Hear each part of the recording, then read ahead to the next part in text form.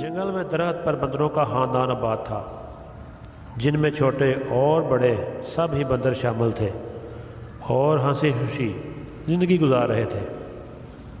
کبھی کبھی چھوٹے بندر درختوں پر جھولتے بہت دور نکل جاتے تو ان کے والدین پریشان ہو جاتے اور انہیں سمجھاتے کہ سیر و تفریح ایک حد تک ہونی چاہیے، ایسا نہ ہو کہ گھر سے دور جا کر پریشانی کا سامنا کرنا پڑے۔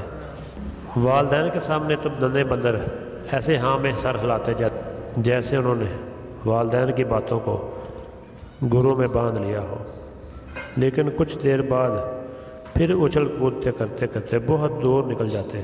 ان ننھے بندروں میں سے ایک بہت شرارتی بھی تھا، جو شرارتوں میں سب کا بادشاہ تھا۔ اس کا نام آنگلو تھا۔ آنگلو میاں ہر روز بندروں کو نئی نئی شرارتوں پر اکساتا۔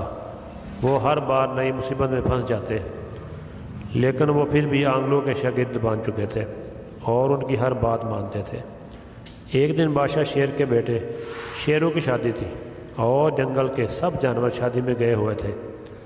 ننھے بندروں کا گروپ شادی سے فرار ہو چکا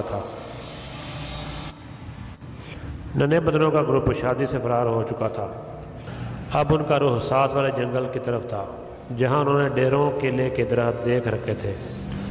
کچھ دیر بعد وہ ساتھ والے جنگل میں پہنچے اور کیلوں پر ٹوٹ پڑے۔ اچانک وہاں سے ایک سانپ کا گزر ہوا۔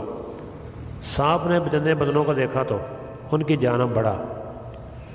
اس سے پہلے کہ سانپ ان کے پاس پہنچتا انہوں نے اسے دیکھ لیا اور وہ چھلانگ لگاتے ہوئے اپنی جانیں بچانے کی کوشش کرنے لگے۔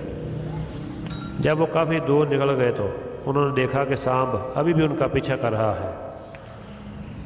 ننھے بندروں نے ہمت نہ ہاری اور بھاگتے رہے، جس کے نتیجے میں وہ اپنے جنگل میں پہنچ گئے۔